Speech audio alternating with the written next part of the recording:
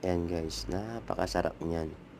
Ayan ang ginawa kong sahog, yung pityo ng manok. Tapos linagyan ko lang siya ng bell pepper. In-slice ko lang siya ng manipis. Tapos bawang at sibuyas. At saka yung minix na gulay lang guys. Comment lang kayo dyan sa baba guys kung ano yung mga dapat kong idagdag para gumanda ang ating mga video.